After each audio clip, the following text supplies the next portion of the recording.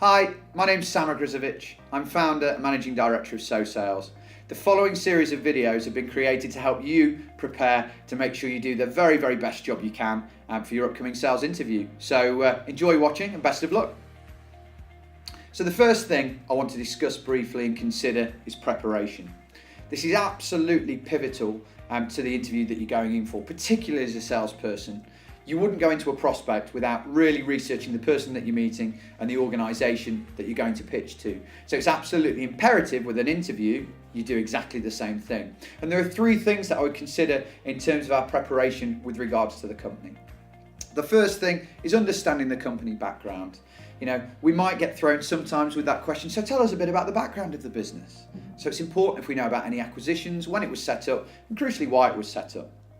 The next thing to think about is the product or the service that you're going to be selling. Make sure you research it in depth. If it's a piece of software, understand what modules or how it's bespoke, but critically be able to articulate the solution.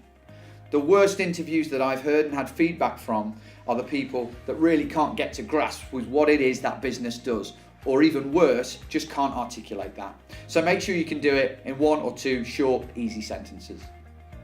The third thing to consider is know the people. Check their LinkedIn profiles. Let them see that you've been doing research on them and shown an interest in them. But also look at their profiles. See if you've got anything in common that could come in handy when trying to break ice and trying to build effective rapport.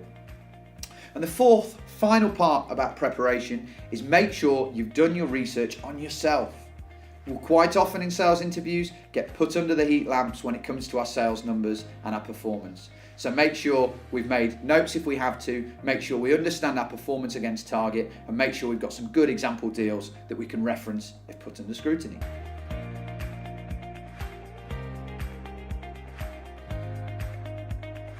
The second thing to consider when going into an interview is how to create the best first impression. Studies show that a first impression is created in something like 20 seconds. So actually, it can be more what we look like and what we do as opposed to what we actually say that creates that first impression. With that in mind, there are three basics, but make sure you don't fall foul on the following. The first thing is timekeeping. Don't be late. You're better to be half an hour early for your first interview than you are to be 2 minutes late. So get there in lots of time, make sure you've planned effectively, and don't, whatever you do, rock up late. When you get there, I've heard of candidates that have had issues getting from reception up to the actual office. So plan and put this time in to make sure you don't turn up late, because that says something about your attitude and about your values.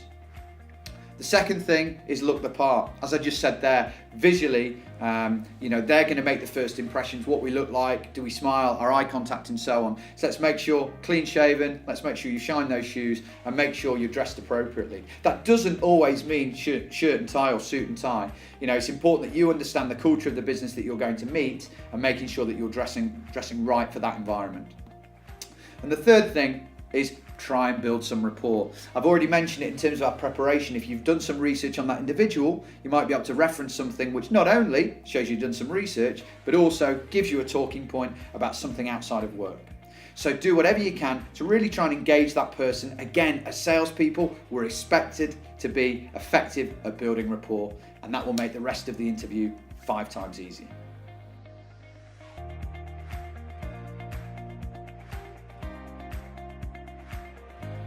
The next thing we're going to look at is how to give the best possible answers to the questions you're going to get asked in the interview.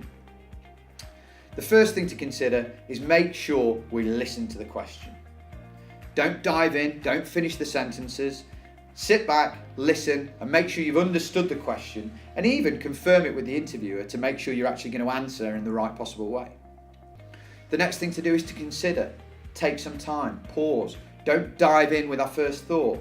Set yourself to the question, buy yourself a little bit of time, and that pause is actually a really powerful way of engaging the other person as well. The third thing to consider is to give proof or have proof to back up any answer that you're going to give. I had a candidate recently who said something along the lines of, well, I lost this big deal, but I learned so much from that process. The sales director then asked him, okay, great, so what were the 2 biggest learns that you had from that? And he had nothing. Make sure you've got substance and make sure you've got proof to underpin your answers.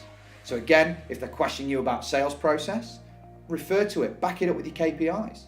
So say something along the lines of, well, look, I'm a big believer in core selling time between the hours of 10 and 12 and 2 and 4. So in my previous roles, I've really focused on those 2 sessions to make sure I got my call rates up and make sure I was contacting the right number of prospects, which is why I've always hit my KPIs. So there are 3 things to consider when making sure we give the best possible answers. Another thing, and this is a little final point here, is we can always trial close. So asking questions like, have I answered that question correctly? Does that answer your question? Can often give us a chance to add a little bit more if we've maybe underclubbed slightly.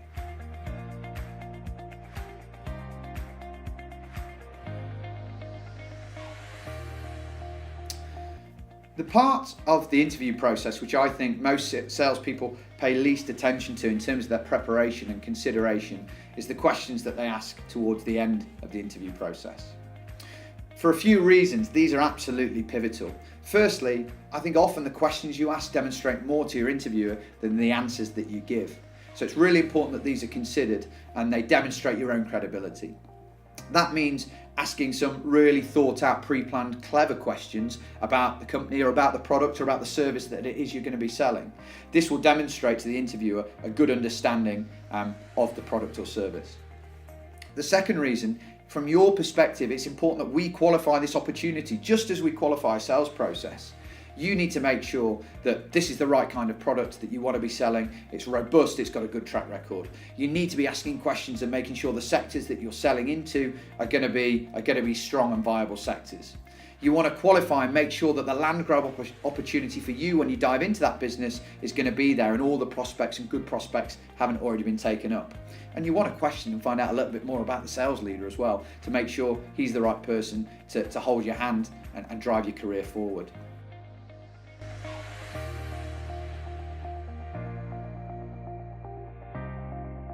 The final part of the interview jigsaw puzzle is closing. And it sounds silly because I'm talking to salespeople about this, but still a lot of salespeople don't go in and close their interviews.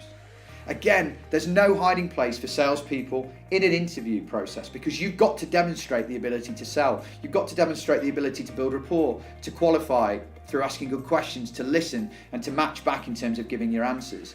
And you absolutely have to demonstrate the ability to end the interview successfully and to try and drive through for next steps. So in my experience, the easiest way to do this, as I've already mentioned, is through uses of trial closing first. Once you've done that, move straight in and say, okay, great. So what's the next step in this process? Superb. Have you got a diary to hand? Could we get a diary in now? A lot of recruiters will tell you they want to deal with that. I don't mind. You're a salesperson. Get in there, close, get the next interview booked in the diary, or get yourself a job offer. Even better.